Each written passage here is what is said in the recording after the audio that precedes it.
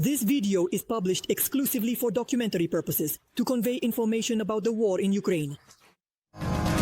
A nuclear wolf in sheep's clothing. A military monster such in support of Putin's decisions. How the FSB's Institute of Nuclear Technologies secretly deceives the whole world.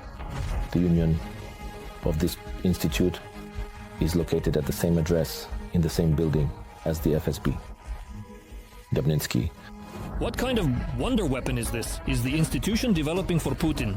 Literally, everything depends on solving these tasks. And how does the Special Institute influence the war? And why is it dangerous for the world? It is important to understand that Oyad is a Russian nuclear weapons laboratory. We conducted an investigation and found an insider who worked for decades in the wolf's den of Russian nuclear power. Don't miss it!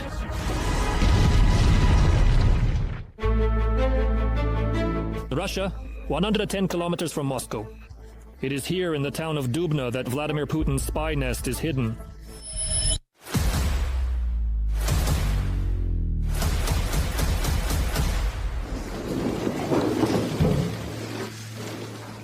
This summer, the Russian dictator himself visited the location.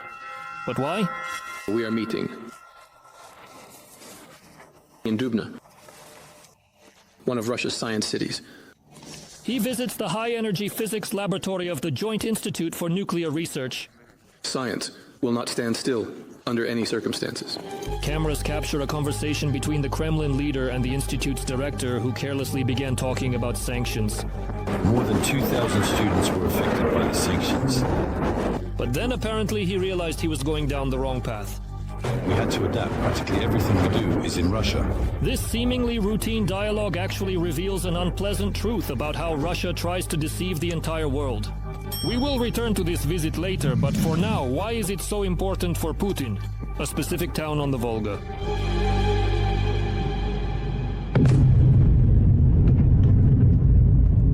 These images shocked the entire world. A Russian cruise missile hits the children's hospital Okhmatit. The Security Service of Ukraine and the Prosecutor General's office found out that the X-101 missile used for the strike was manufactured in the second quarter of 2024 at the Raduga Design Bureau. It was Raduga that was created by German scientists brought from Germany back in the late 40s. The sanctioned Raduga Design Bureau and its manufacturing enterprise, the Dubna machine building plant, design and produce not only missiles but also many other types of weapons that Russia uses in the war with Ukraine, specifically the Su-25 and Su-34 military aircraft. These enterprises are located north of Moscow in the same Dubna, the so-called Science City. But the noble word science was inserted there to cover up a far from noble intention. On the opposite bank of the Volga is the Joint Institute for Nuclear Research, abbreviated as JNR. The institute is not ordinary at all, but is involved specifically in the nuclear field and is also intended for military purposes. The world-renowned scientific center has not relinquished its position all these years. It continues to faithfully move forward. The scientific institute and military enterprises are located nearby for a reason.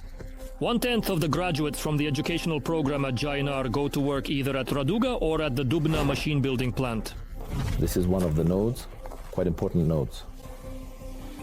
Without this node, many things would not work for the Russians. The Institute's connections lead to a whole range of military and other organizations, including those located in Iran and North Korea. And you wouldn't believe it, in the heart of Europe. For the first time on Ukrainian television, we will reveal incredible details that have not been published anywhere. An exclusive investigation right now. Today in Kharkiv lives a person who was a representative of Ukraine, a warrior for almost 25 years. And during this time, this man has studied the Institute so thoroughly that he can, without exaggeration, be called an insider. We specifically came here to learn all the details, firsthand.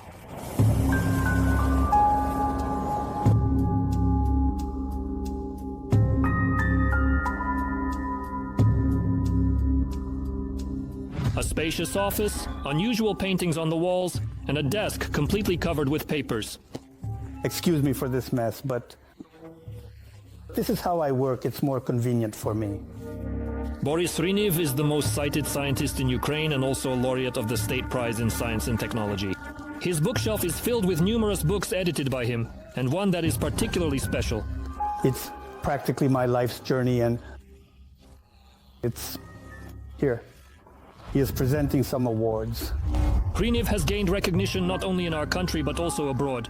He is called an ambassador of Ukrainian science in the world. But he doesn't live only by modern inventions. Boris Viktorovich, a physicist by education and a poet by calling. My poems are about the present day and about our difficult times. Everything taken out of the closet. The harsh word war, split in half. Some from good, some from mud. Ironically, today his main adversary has become the scientific institution to which he dedicated almost 25 years of his life. In Bayer in 1998, I received an assignment from the Cabinet of Ministers of Ukraine to sign this agreement with OYAD. Thus, I initiated our cooperation with OYAD and concluded our cooperation with OYAD. In 2022, over these years, Boris Hrynev worked with 5 directors of the institute. This is the penultimate director of OYAD, Viktor Matveyev. We were discussing our cooperation at that time. He is acquainted with the current director, Grigory Trubnikov. The Institute now is probably a large, beautiful ship, a cruiser that is on the move and it is moving forward, very dynamically and beautifully. Now, this director at JNR he is an enemy of Ukraine. He rejects everything. When he saw me in recent years, he would run away from me and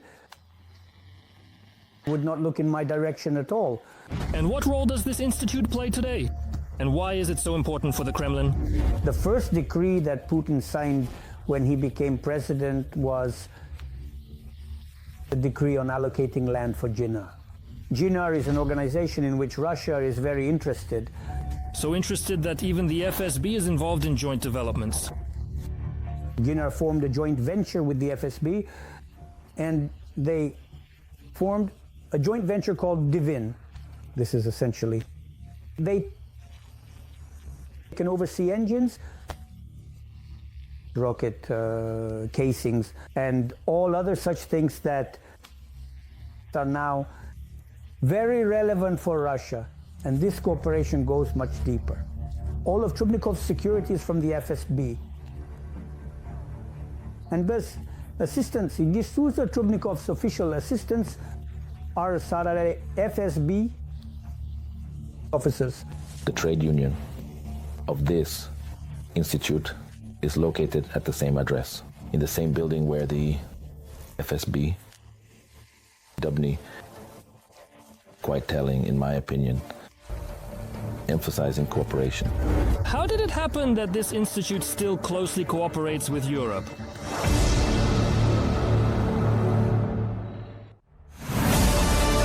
Why is the Institute of Nuclear Research so important to Putin? It's important to do what is necessary for the fatherland. What role does it play in the war with Ukraine? It's all geared towards war from the beginning to the very end. Where do the threads from this organization lead? Facts of the week obtained confidential documents and discovered astonishing details. The full range of what an invading army might need is here. And what fatal mistake by Europe led to the leakage of advanced technologies? Stay tuned. The beautiful roads of the Moscow region.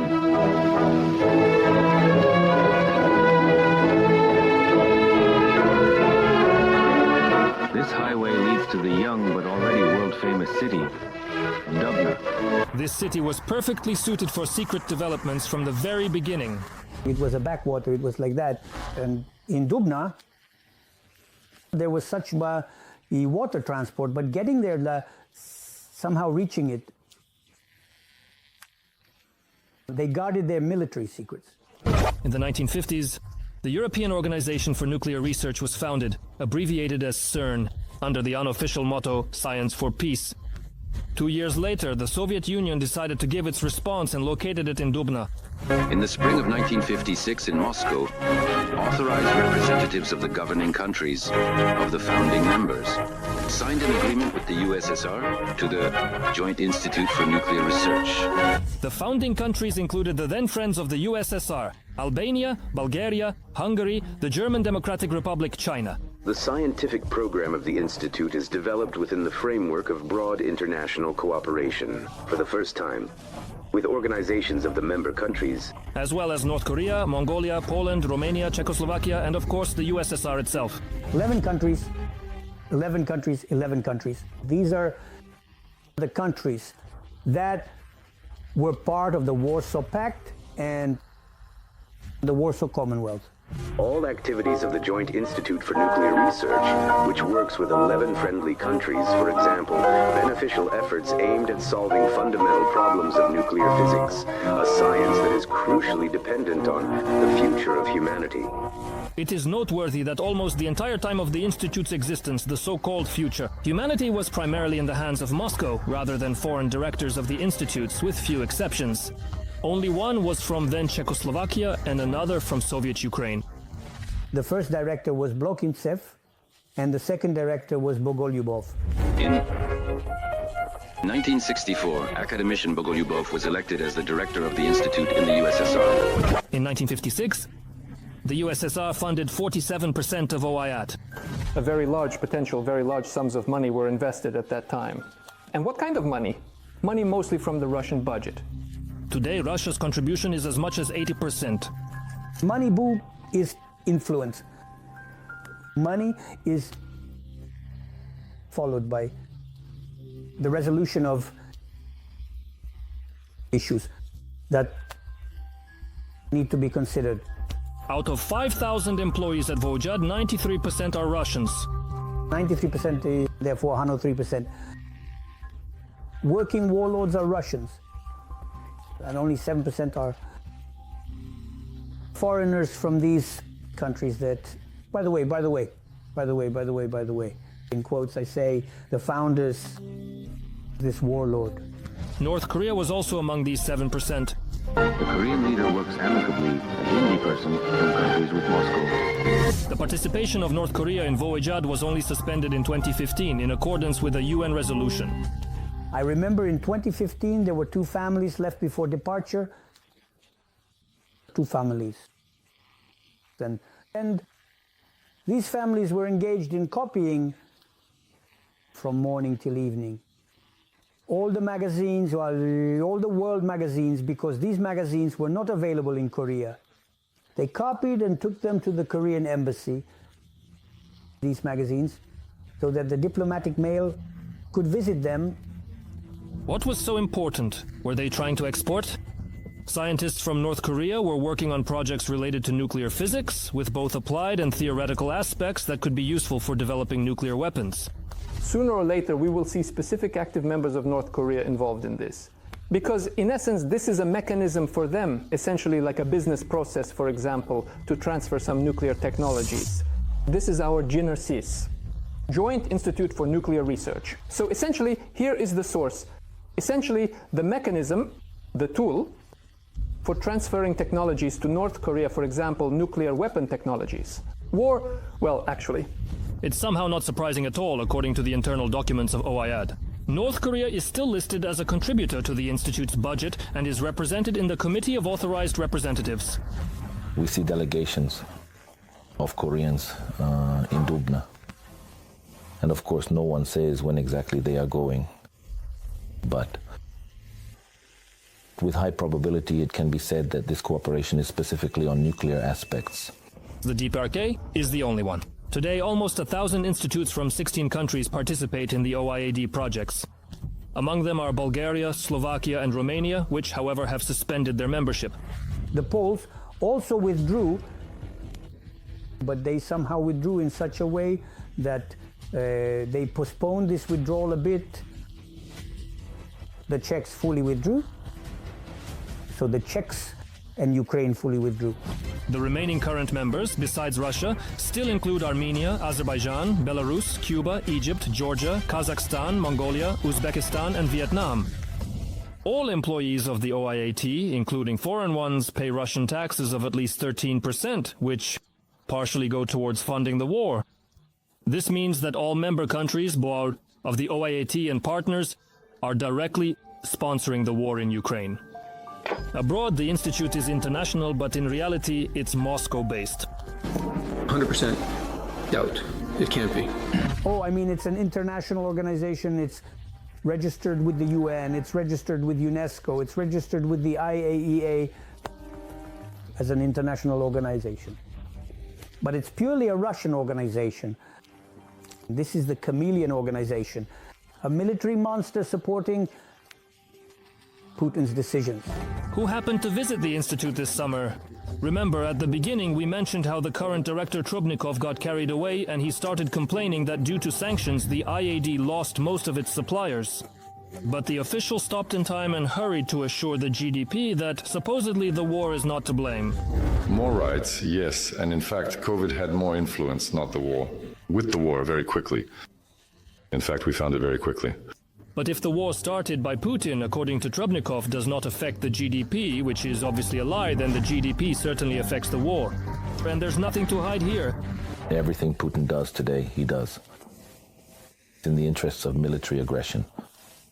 That is, if something publicly happens with Putin's involvement, one can say with 99% certainty that it is done in the interests of their war. So the IAEA, as a supposedly international organization, specifically sponsors military aggression in Ukraine. On the same day, Putin holds a meeting of the Russian Council for Science and Education, attended by dozens of scientists. It is symbolic that right here in Dubna, we will talk about scientific and technological priorities. He held this meeting in the same hall where I sat 4 times a year, for 20 years. The resolution of these tasks literally depends on everything. Our insider Boris Grinyov remembers this hall as if he was there just yesterday. They changed the places, theoretical. They arranged very interestingly. The place where Putin sat, therefore, I sat on the academic councils on one side, and it was close to the place where Putin sat. And at the committee meetings, I sat on the other side. After a deceptive show of smoke and mirrors, Putin moves on to the key point. It's important to do, I'll put it simply, not only what we want, what we can do, what is prestigious and profitable, but also what is necessary for parenthood. You could directly say that it's the Texas Mogrud of initiation right. That is, oh, I was initiated into Putinism directly, officially, and officially. That is, it's hard not to say what other signals does the international community, international consciousness, and so on need to receive to understand that this is just not okay. I watched this meeting from start to finish and found interesting details that the media did not cover. Watch carefully, all the cards were finally revealed by the report of the Russian Deputy Prime Minister Dmitry Chernyshenko. On your orders, the 6th Patrol was launched. The program of fundamental scientific research. It will ensure the creation of a scientific and technical foundation in the interests of the state's defense security, primarily to solve its own tasks. For example, OIT developed the design of an electric chemical generator that increases the takeoff weight of drones to 750 kilograms. We will continue to work to meet the needs of our army, from the Ministry of Defense out to the defense industry enterprise. The masks are off. OIAT, which is considered a peaceful international organization, has actually confirmed that it is indeed a death factory and works in favor of the Russian military-industrial complex. The chosen institute is definitely not accidental.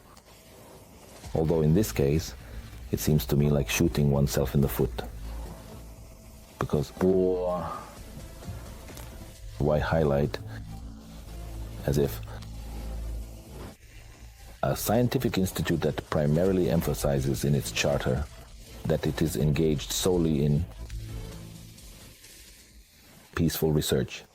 One of the articles of the Charter, adopted by the state students, states, with all its activities, the Institute will promote the use of nuclear energy solely for peaceful purposes. Professor of the Department of International Relations at Sumsky State University, Oleksiy Plastun.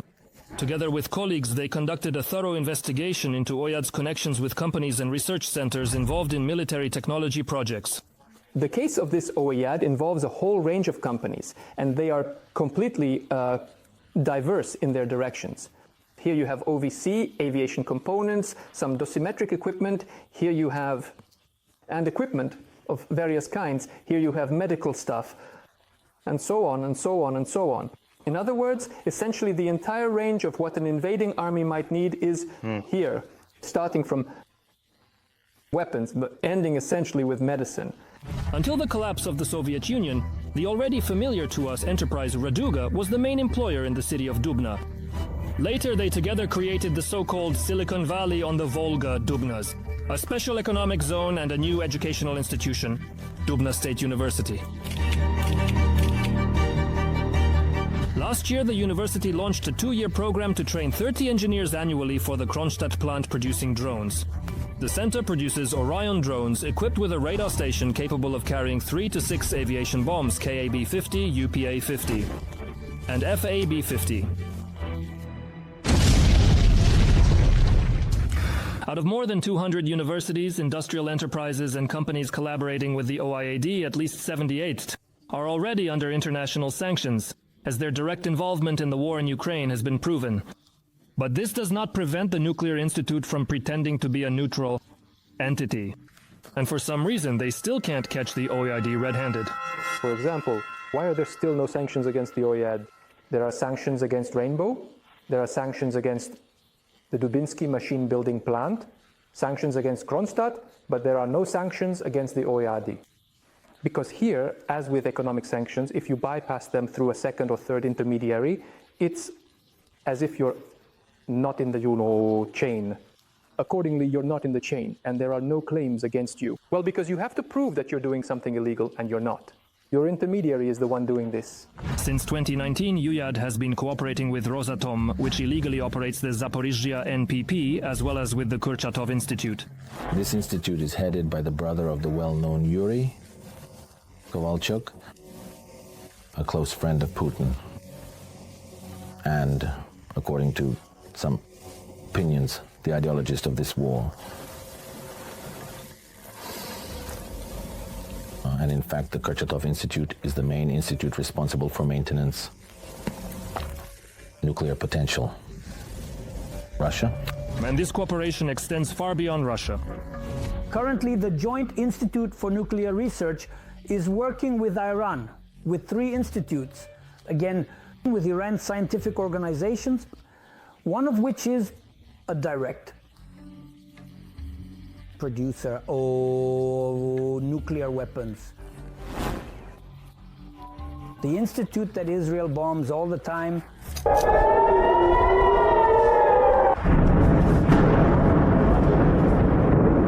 It's all geared towards war, from the beginning to the very end.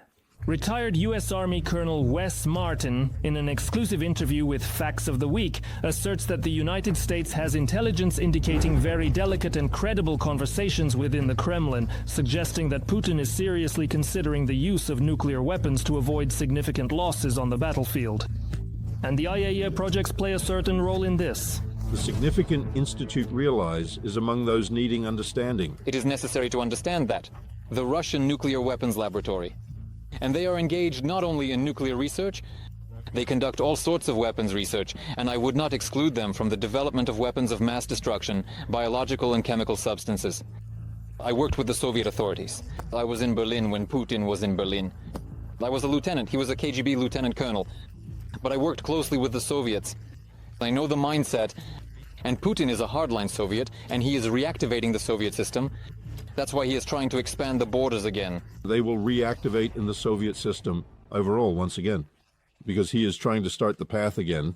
They will reactivate in the Soviet system. All these examples show that the activities of the YAD are central to Russia's development of Wunderwaffe, which besides the war in Ukraine, it can use to attack the European Union, the United Kingdom, and the USA. in the future. Professor Blokintsev speaks. We also consider it necessary as the next step to unconditionally prohibit the use of atomic weapons in war, both strategic and tactical. Stay tuned. The YID octopus extends its tentacles of anti-Ukrainian propaganda into Europe and the USA. Here was a special screenshot, but yes, the Kiev Bridge, Alushta, Russia. What fatal mistake are Europeans making that allows Russian engineers access to the Large Hadron Collider? The Russians fought so fiercely that... And what technologies can now be directly leaked to the Russian military-industrial complex? I also send innocent people on these business trips. Catastrophic consequences that could affect the entire world.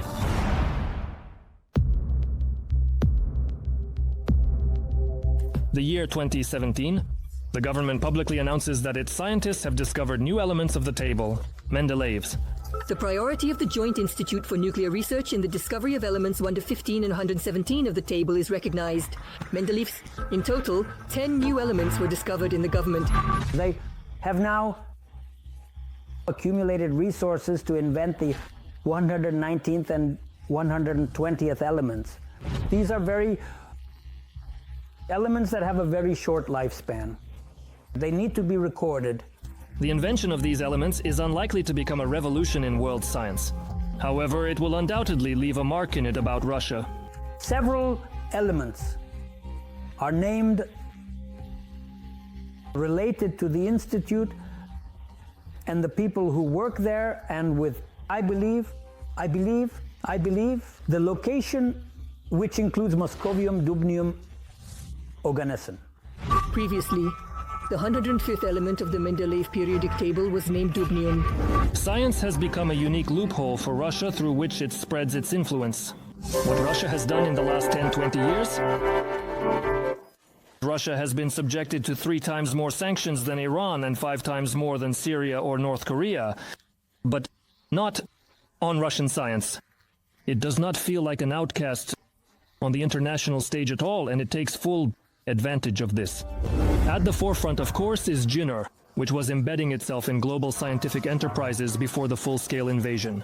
Only in Russia, the largest partner of JINR, cooperation is carried out with almost 200 research centers. And it brought as many foreign scientists to Russia as possible. 2 years ago, the Technica program began. This was later officially signed between JINR and the Warsaw University of Technology. They agreed that every year many students from Poland would come here for internships. With the full-scale invasion, most projects were curtailed, but the Russians adapted and chose a new tactic.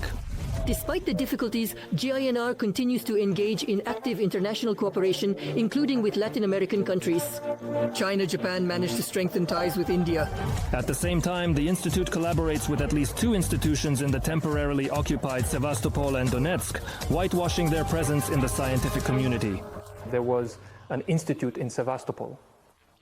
A lot of money, by the way, was invested there, and they developed a very good infrastructure. Very good. Where is it now? At Kimovskoye, I think, a naval school or something like that, because it was simply stolen.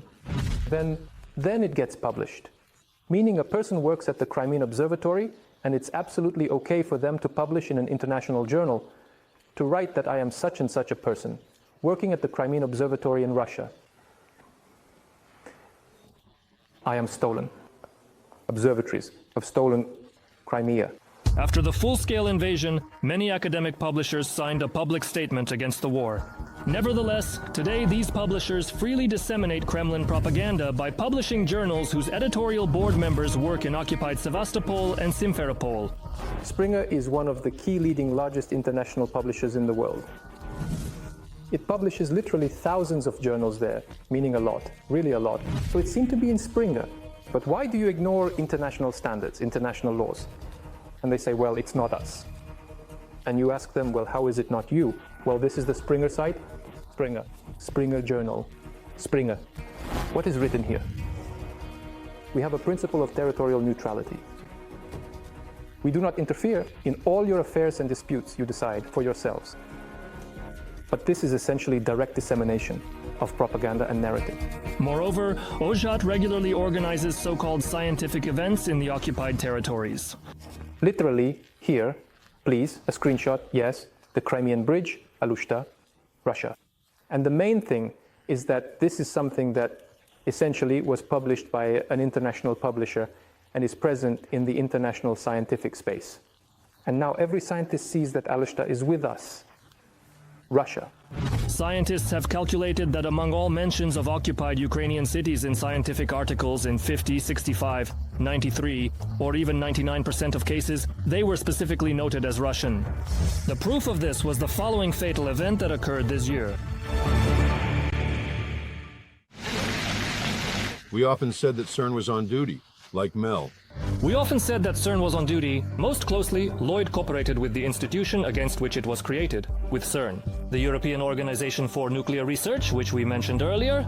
The scale of the experimental installation is comparable to the detector at the Large Hadron Collider at CERN. It is effectively managed over Shen's. The scientific relations between CERN and Lloyd began in 57 and were officially formalized in 63. 63rd, by scientists from Dubna, Geneva. CERN is one of the largest scientific research centers in the world. It is there that the most powerful particle accelerator in the world, the Large Hadron Collider, is located. CERN is currently the largest organization in the world dedicated to high-energy physics. They have already received for this life 3 Nobel Prizes at CERN. Inventions are constantly being made. Everything that is created at CERN for high-energy physics, for these measurements, it later finds its application in other engineering fields. In other engineering, it primarily finds applications in medicine, it finds applications in some other experiments, and it does so willy-nilly, elevating all weaponry to a new level. Ukraine has had observer state status at CERN since 2014, essentially since the first military aggression by Russia against independent Ukraine. CERN and Ukraine have mutual observer status. Ukraine in the CERN Council and CERN in the Committee of Plenipotentiary Representatives and Governments of the Member States of JNR. Ultimately, these associations will fall to CERN. None of the Russian scientists come to CERN or even to the United States without undergoing a full check, incomplete preparation and testing by the FSB. The press list by the FSB. With the start of the full-scale invasion, CERN prohibited the initiation of new projects with Russian institutes and the government. 8 March 2022, at our suggestion then, churches, CERN, held a meeting and suspended the agreements until this issue is resolved. 2 weeks later, at the end of March, CERN issued a new statement in which it strengthened the restrictions on working with Russia and Belarus, and also announced the suspension of cooperation with the Joint Institute for Nuclear Research. Thus, Russian scientists, engineers, and IT specialists who already had passes to CERN. According to the agreement, they could continue working until November 30th of this year, and on December 1st they were asked to leave. Russia, Belarus, and OYAD. This was actually 1,000 people. But now, 500 people from Russia and Belarus have to leave, to depart from CERN. But what happened next actually nullified all the efforts made. Lenin was usually at the end. Once Lenin said, "The capitalists will sell us the rope with which we will hang them." And that's exactly what's happening here. We are buying this from the Northern Society, and it's the same thing that's happening here. On June 20th, 2024, exactly a week after Putin's visit to Dubna, nothing happened in the Council of CERN. There was a vote on whether to continue cooperation with OYAD. At that time, I gave a big interview to the Times, and it was 2 weeks before this vote. At every meeting, before this vote, I distributed plates placed on all tables. Thank you. Information for all delegations. Why in? They should not vote and support OYAD. 10 out of 23 countries voted to terminate the agreement. Only Hungary voted against, while the rest abstained. I no longer know what they were doing, but one of the arguments was that we would then go to China to work. There is a point, simply that they do not see grounds to take steps that could potentially be toxic reputationally. For the same CERN, because the next day, GNR will start deciding, as if out of their mind, claiming that they are even insulting and oppressing calm science, what they are doing. And CERN doesn't want that, and accordingly it's easier for them to just pretend that nothing is happening. And according to our documents, there's nothing left. To terminate the agreement, it was necessary to gather 2/3 of the votes. Since this did not happen, the cooperation with GNR continued. Ambassadors voted there because it's a political decision. And in the political component, this is represented by ambassadors in countries who work with international organizations. There were some new ambassadors who were not aware of all this. On June 20th, Germany's refusal to vote became decisive. Germany has interest because GNR holds a stake in physical experiments. And therefore they are interested through Rosatom that GNR continues to fund these German experiments in Germany. What does this mean for us in Europe now? What happened, you could say that the Russians fought so hard that to the death. And they in fact entered through the back door to CERN and stayed there. These black doors open for the Russians. Many opportunities. First, it's the opportunity to recruit people on the ground, specifically access to scientists, employees of certain organizations, and the possibility of recruiting them. Everything else is just a matter of technique. Steal some data, take photos, memorize. They also send smart people on those business trips. Data provided to Facts of the Week by international investigators indicate that 393 employees of OIAD have access to CERN computers, of which 292 are directly on site. They're directly on site. If they gain access to the computers, they can continue working and start introducing errors into the system to keep transmitting information. We had such a problem when I served in the US forces in Korea. North Korea was able to introduce an error through the library system, gain access to the South Korean army, and obtain most of our operational plan on how we would fight North Korea. And obtain most of our operational plan for fighting with Kiev. Our insider is convinced that in CERN, the Russians are gaining access to equipment and developments such as unique magnets that have been invented there in recent years. And this is something that cannot be developed in Muscovy. They are processing large data arrays. They are acquiring these capabilities to purchase these upgrades and apply them. They gain the ability to engage in this. Voyadi, they're partners from the free economic zone. These enterprises which are military, and create weapons, collect, and this is a big mistake, a big one. The continuation of CERN's cooperation with GNR during the war also allows Russian scientists to stay informed about the latest research, which can be repurposed for the design and development of military systems. Since Soviet times there is such a trend. Back then the Soviet Union and later Russia focused on borrowing or stealing technologies. Therefore, understanding that, these Russian scientists are granted access to European developments, European institutions, research centers. The risk of data leakage will be extremely high. This is the mindset of the scientific community. They are so engrossed in their science that they don't understand its applications. Now, if we send materials to CERN from the United States, they go directly to the Russians. In Russia. But it's not just the actual transfer of Western developments to the Russian military-industrial complex.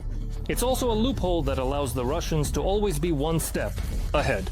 These developments that the Russians can steal from there European colleagues. This is research of quite a broad profile. And how will they use them? Military-industrial complex or not? It could simply be an understanding of where the Europeans are heading, which directions they are researching. So what can be done to cut off the tentacles? Nuclear weapons? The obvious option, the simplest and most effective, is the implementation of sanctions. Because as soon as the hypothetical OECD appears on the OFAC sanctions list, in the SDN list, or in the European Commission's sanctions list. That's it. With it automatically, just straight automatically, the next day, everyone will stop cooperating. Until December of last year, CERN had only imposed sanctions on a member country once. It suspended cooperation with Yugoslavia during the war in the 1990s. So it's unlikely to expect any initiative from this organization. And the goal of all our efforts is for this institute to be sanctioned, and Ukraine should start from this. Begin. What should we do to ensure sanctions are imposed? Ukraine and the USA. On the Joint Institute for Nuclear Research. Today, the JINR, which has nearly a 70-year history in the nuclear field, is a platform for propaganda, scientific espionage, and the development of the Russian military-industrial complex. The main thing is that when the West finally realizes what kind of snake it has nurtured at its bosom, it won't be too late. Artem Kulia, Facts of the Week, ICTV.